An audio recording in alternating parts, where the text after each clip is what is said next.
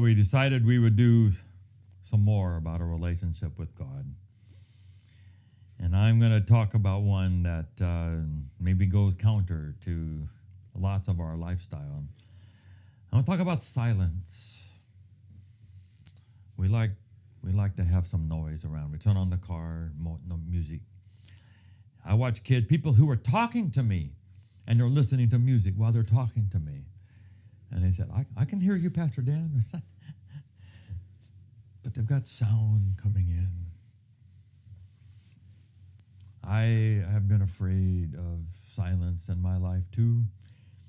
Come into the house, I would have TVs going everywhere, music in the car, walking, music.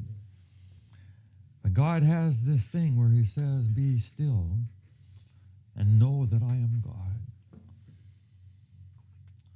And there comes times when we have to turn it all off. Can I just throw that into your life?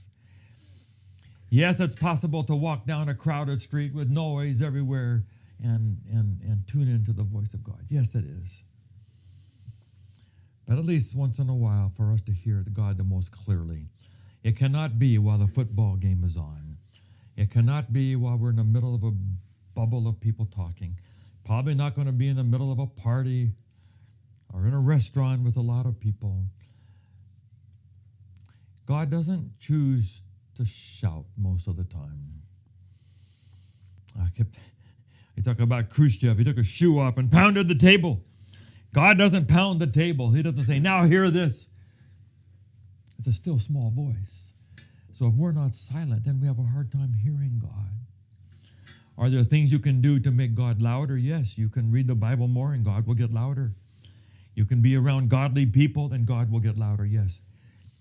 But one of the ways for God to be louder is to take the other noise out of your life and say, I want to be still. Find the time in the day when it's the most quiet. For me, shower is a part of it. Yeah, its own quietness. If that means walking somewhere where it's quiet and having a quiet time there. If it means getting up a little earlier or staying up later or finding a time when other people are not around so you can have some silent time. But they've become more precious to me. You see, the Japanese have their beautiful Zen gardens, and I often show pictures of those when I preach. They know how to create quietness, and you just naturally quiet down. I've been to the Baha'i Temple in New Delhi several times, and a couple times I had to be talked to. But they know how to create structure and carpet and beauty, and you get quiet, and you can hear God's voice. The power of silence. Where would it be for you? Where would you like to be? Where would be the most silent? What would it take to get there? What would it take for you to have a moment of silence, a little few minutes of silence every day? For me, it's often in the car, turning everything off. And I just look forward to that. There's no NPR, no ball games, nothing else, and just silence. You can't hurry this. You can't just, on your way out the door, Mom says, oh, don't forget, boys, don't forget. Let's have a word of prayer. Here we are with our hand on the doorknob. We've got to get to school. We're going to be late. That is not be still and know that I am God. It's just checking it off. But to have a moment or 2 or 10 where we're quiet with God and silence. So, of course, Buddhists and others, they know more how to do this meditation. To go into a quiet place and be quiet. I love going to Buddhist temples that are quiet. And you learn the power. I've gone to Muslim mosques, the huge one in Delhi, and you're off in one corner by yourself. And no one is looking, and you bow down, and you spend time with God. I pray to my version of God, and to my name of God, and my relationship with God, but it's quiet. And it feels rich to me. There's times when I'm in Hawaii that I leave everybody else.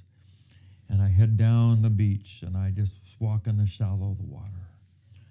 There's no headphone, there's no talking, and I'm just quiet with God. Can I just encourage you to do that? And get comfortable in our own skin with God. You're not going to hear voices, but you will hear whispers. I trust the ideas that come, as long as they're consistent with what I know to be God's will. I take those pretty seriously. Call this one, preach on that, start that up in the church, do that project. I get many more projects than I can do.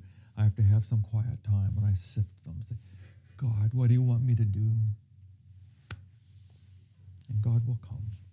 He says, I will be found by you if you'll seek for me with all your heart. But don't forget this verse.